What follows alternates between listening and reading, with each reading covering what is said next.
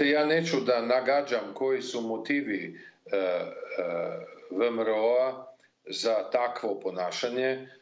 Danas je svakome jasno da je to igra zapravo ovako jedna dupla igra.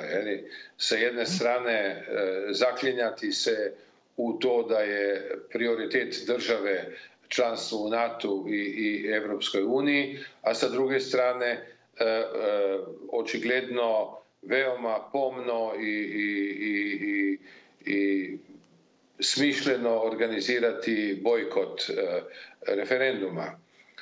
Ja mislim da to jedno sa drugim teško da ide i moram reći da to znači odstupanje od onoga što smo i razgovarali bili nakon Pržinskog sporazuma.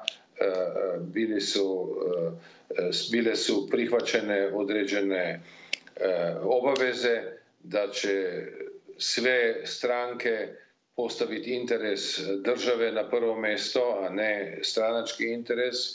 Međutim, ovo stanje sada jako podsjeća na ono uoči Pržinskog sporazuma.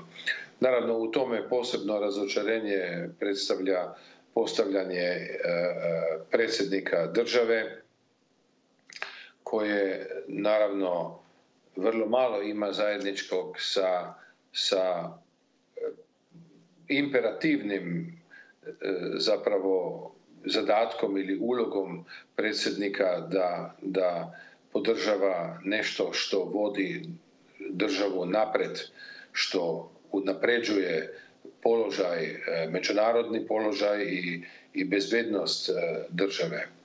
Ja izbjegavam kvalifikacije i želio bih da i dijalog sa opozicijom bude konstruktivan, da se vidi u čemu je zapravo problem, da nije problem samo u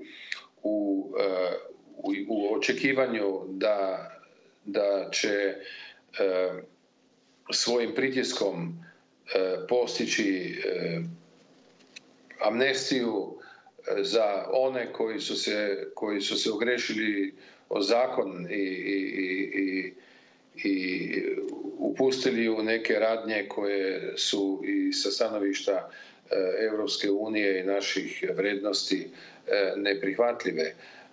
Ja mislim da treba insistirati na tome i da mora pravosuđe obaviti svoj posao i da su tu granice nekog mogućeg kompromisa dosta jasno zacrtane